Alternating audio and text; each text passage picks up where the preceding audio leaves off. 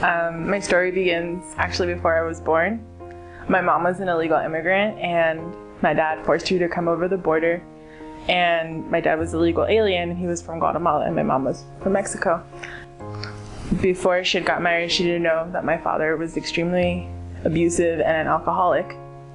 And so during that time, he would just beat the crap out of her, like physically abuse her while pregnant, throw her out in the streets, bring her back, all sorts of things. He always threatened her that if you leave me, I'm gonna get you deported and you're never gonna see your kids again. Zafra is a young lady who came from pretty much a life of poverty and abuse. Her dad was an alcoholic. One day we heard a knock on the door and it was immigration. They took her and deported her. So me and my younger sister, we went with her. We lived there for about a year until my dad came and took us away from her. I couldn't go anywhere. They said there's nothing we can do for you right now, so you're gonna have to continue to live with him. I was living with him and it was basically that cycle. I'd go to school, I'd come home, I'd cook, I'd clean, I'd do everything in the house. Still get the crap beat out of me. I was taking care of my younger sister and she had a mental disability.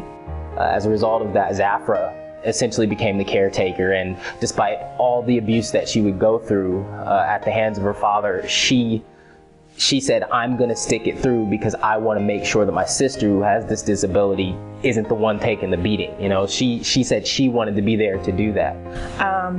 I'd come home, it was one day, hot day in May. I come home, I'm resting, I have a really bad migraine. He comes in, starts yelling and cussing at me, and he basically tells me, get out of my house. She kind of, she couldn't take it anymore. You know, you can only get hit so many times before you just kind of react, and that's what she did. And an altercation with her dad kind of happened, and her dad told her, get out, basically, you know.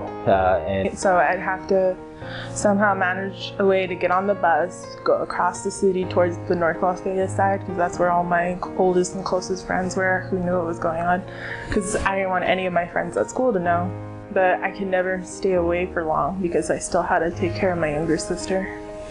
She might have couch surfed for a little while, and she kind of got to the point where she had nowhere else to turn, and that's when she went to her school counselor at Del Sol High School, and the counselor just so happened to have knew about our agency. They gave us a call, and myself and one of my coworkers, Gina, we actually drove down to the school, and school hours were over, and we went down to pick her up, and sure enough, that's kind of where her experience with the Nevada Partnership for Homeless Youth began.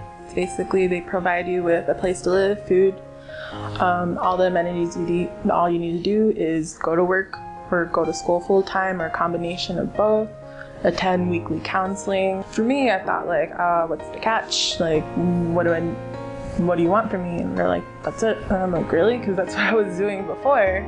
I mean, you're gonna treat me better than my own father did, and that was really hard for me to comprehend at the time, just because I had a lot of trust issues. I think just coming to be a part of our program allowed Zafra to have the peace that she needed in order to kind of focus on the things that she wanted to focus on.